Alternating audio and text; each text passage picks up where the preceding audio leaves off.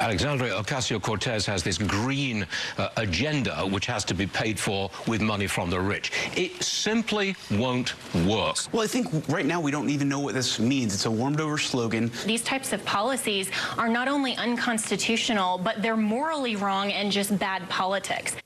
The right has been spending a lot of time talking about Congresswoman Alexandria Ocasio-Cortez and her policy ideas, but their panic attacks only underscore her ability to set the agenda, even though she's only been a member of Congress since Thursday. Here to talk about why that is, Alexis Goldstein, a senior policy analyst for Americans for Financial Reform, Waleed Shahid, who's a former senior staffer to AOC's campaign and a spokesperson for Justice Democrats, and Jared Burnstein, a senior fellow at the Center on Budget and Policy Priorities and former chief economist for Vice President Joe Biden. Alexis, I'll start with you as someone who has sort of moved in Washington policy circles, particularly around things like in the sphere of financial reform and regulation. What is different now? It seems to me that not just the way that Ocasio-Cortez talks about this, but other Democrats as well have been sort of pushing the agenda, setting stakes in ways we haven't seen before.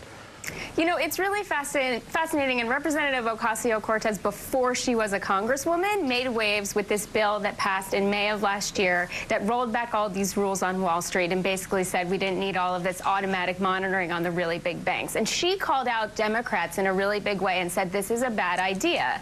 And she was on the same side as every single 2020 Democratic primary contender. Not just the Elizabeth Warren and Bernie Sanders of the world, but Gillibrand, Booker, Kamala Harris.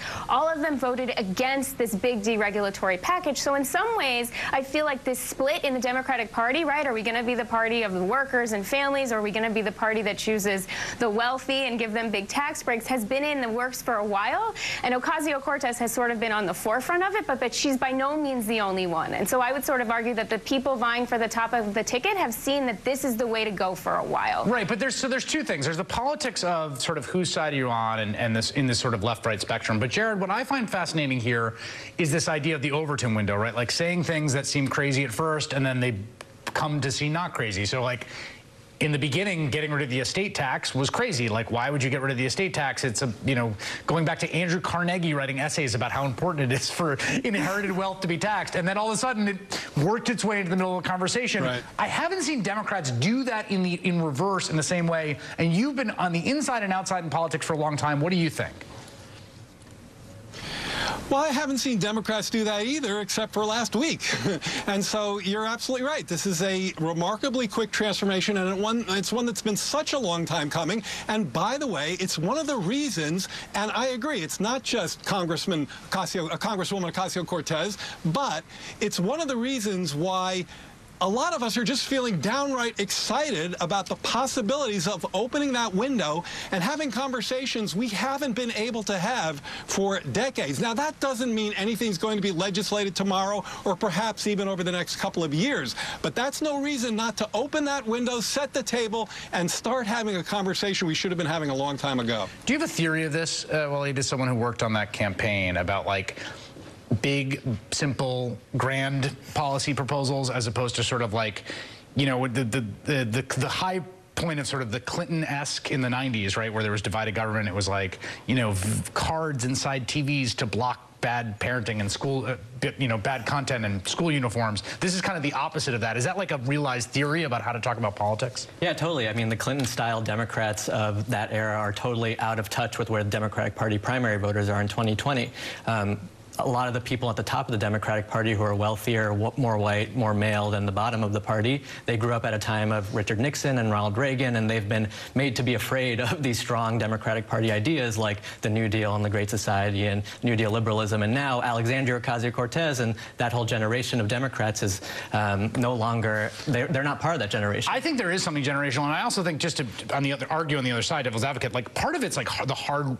It was hard. It's battle scars from getting their butts kicked. Yeah. I mean, there was lots of Democrats who, who have, whether it was the McGovern loss or whether it was Bill Clinton when he got kicked out of the governor's seat after one term. There's a lot of battle scars those folks have. They still carry with them. But say what you will about millennials, we just didn't experience that. What we experienced was Occupy Wall Street, Hurricane Katrina, the Iraq War, the financial crash on Wall Street, and we know that we want solutions that are as big as the problems we face, and that's why the Green New Deal is catching on. People want these bold, exciting ideas. They don't want this mealy-mouthed, reduce the deficit, balance the budget kind of talking points that All right. So well, and Chris, if I may just break in there, I think part of what the phenomenon of Representative Ocasio-Cortez is she's willing to tell the truth about how much of a lie so much of the sort of overreaction is, right? Like, oh, we can't tax the wealthy because then the economy will crash. Like, the same people telling you that are the people who crashed the economy the last time, right? And these are folks, millennials, who have come of age in crisis after crisis after crisis. So,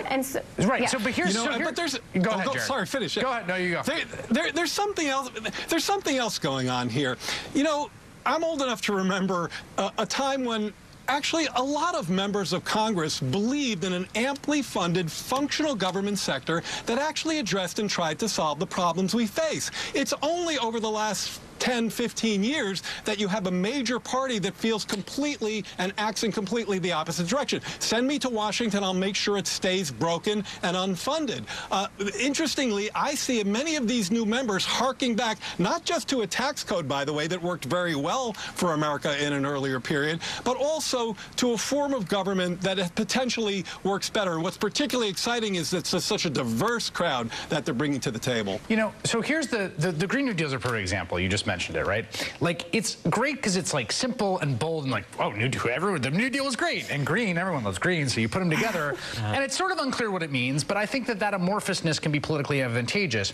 The danger, though, is that you end up with a situation like the wall in the other direction. Like, the wall was useful. And Black Lives Matter. Right, like the wall was useful because it was like everyone could project their image, but then you got to govern, you got to make the thing happen. Like, do you think about that? Totally. I mean, we're not at the point where we're going to be able to pass legislation on it, but right now, like, she is in the tradition of the New Dealers and the abolitionists and the civil rights leaders who are trying to put forward a moral agenda of what she believes is actually necessary to solve the economic and climate and social crisis in this country. But at the end of the day, she does want to deliver for working people in her district. But I guess my point, Alexis, is someone who, Alexis and Jared, you guys are both like policy wonks, but like the devil is in the details. At some point, people who govern have to work out the details, or you end up with a shutdown over a wall.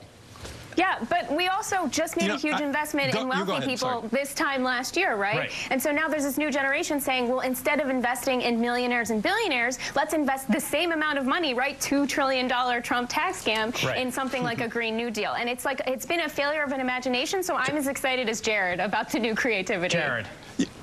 And yes, look, it matters a great deal whether your abstraction is evil or whether your abstraction is positive. That's a good point. Okay? Yes. The wall is an evil, racist abstraction. The Green New Deal is a progressive, environmentally progressive abstraction. Yeah, and we'll see how they all get colored in the end. Alexis Goldstein, Waleed Shahid, and Jared Burnstein. Thanks for being here. All right, some fun news tonight. I will be on Late Night with Seth Meyers. It is always a treat to be on the show. I love being on the show. Tonight we talked about everything from